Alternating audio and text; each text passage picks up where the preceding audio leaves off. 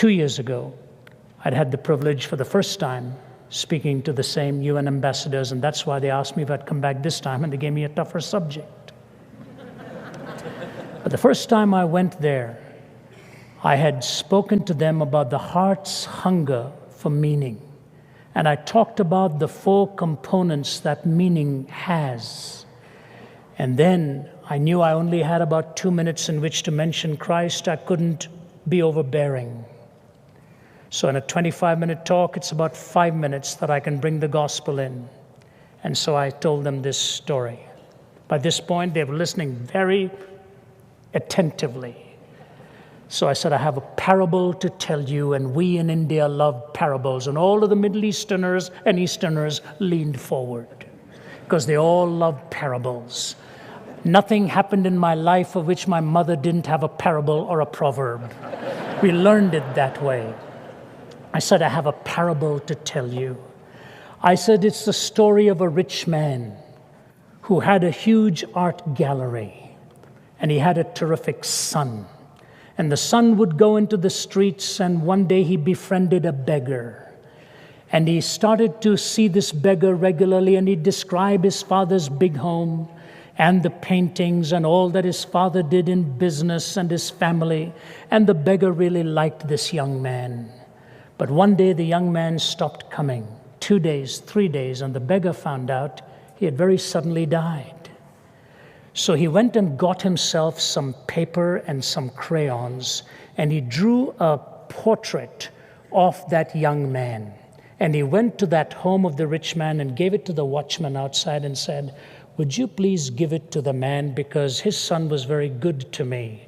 And I've drawn his portrait because I hear he has an art gallery in that house. The watchman looked at it rather bemused by it and said, all right, okay, and sent him away. But he thought this was quite a gesture. So he waited for the right moment. When the rich man was driving out in his car one day, he said to him, a beggar came here and gave this because he painted this as a portrait of your son. The rich man took it. Nothing was heard. Some years go by, and the beggar finds out the rich man had passed away and that they were going to auction his art gallery. So he decided to get some nice-looking clothes to see if he could squeeze in. He did. And he walked through the hall to see if the boy's portrait was hanging with all the grandmasters, and sure enough, it was there. And the auctioneer came, and all these aficionados with their wonderful little lenses and all studying all of this stuff. And then the gavel was pounded, and the auctioneer said, we are going to begin, and everybody, yay, good. He said, except there was a condition left in the will.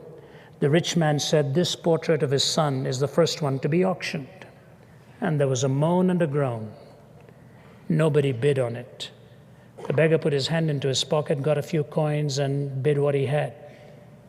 No counteroffer, gavel pounded, sold.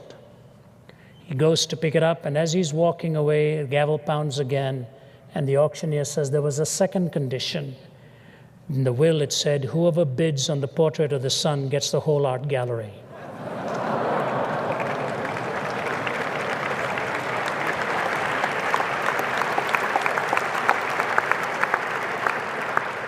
So I said to them, ladies and gentlemen, when you get the Son, you get all of the components of meaning in life.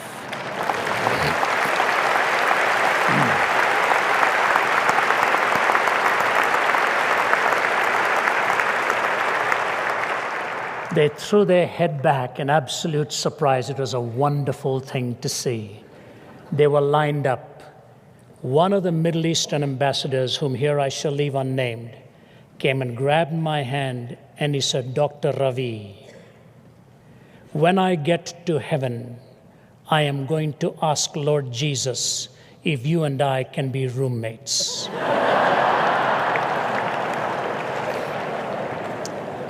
My wife did not like that suggestion. I said to him, sir, when you get to heaven and you see the Lord Jesus Christ, you won't want anyone else for a roommate. He kissed the back of my hand and said, you're right. And he walked away. When you get the Son, you get the way, the truth, and the life. You get all that you need to understand about reality within and without. And that is why in a world right now skidding out of control, in a world where the sounds of weapons are in many parts deafening to the ears of its people, in a world where sexuality is becoming desacralized, where homes are being attacked, where we search and long for something or someone that would provide for us the answers, the Lord Jesus stands tall once again and says to you and to me, "Come unto me, all ye that labor and are heavy laden, and I will give you rest. For I, if I be lifted up, will draw all men unto me. He that has the Son hath life. He that has not the Son has not life, and shall come into condemnation."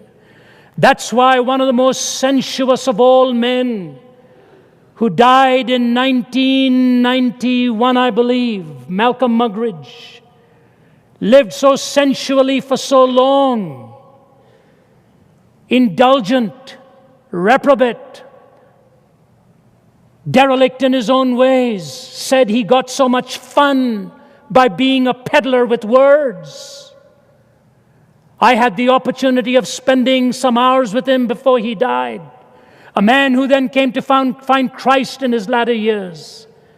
He said this: we look back upon history, and what do we see? Empires rising and falling, revolutions and counter-revolutions, wealth accumulated and wealth dispersed. Shakespeare has spoken of the rise and fall of great ones that ebb and flow with the moon. I look back upon my own fellow countrymen in England, once upon a time dominating a quarter of the world, most of them convinced in the words of what is still a popular song, that the God who made the mighty shall make them mightier yet. I've heard a crazed, cracked Austrian announce to the world the establishment of a Reich that would last 1,000 years. I've seen an Italian clown saying he was going to stop and restart the calendar with his own ascension to power. I have seen America wealthier and in terms of military weaponry more powerful than the rest of the world put together, so that had the American people so desired, they could have outdone a Caesar or an Alexander in the range and scale of their conquest, all in one lifetime, all gone. Gone with the wind. England, part of a tiny island off the coast of Europe, threatened with dismemberment and even bankruptcy. Hitler and Mussolini dead, remembered only in infamy. Stalin, a forbidden name in the regime he helped found and dominate for some 3 decades. America haunted by fears of running out of those precious fluids that keeps the motorways roaring and smog settling, with disastrous memories of a disastrous campaign in Vietnam as the media charged the windmills of Watergate. All in one lifetime, all gone. He says, behind the debris of these solemn supermen and self-styled imperial diplomatists, there stands the gigantic figure of one person, because of whom, by whom, in whom, and through whom alone mankind may still have peace. The person of Jesus Christ. That's the Lord I present to you tonight. May you know him, and he will set you free. Thank you, and God bless you.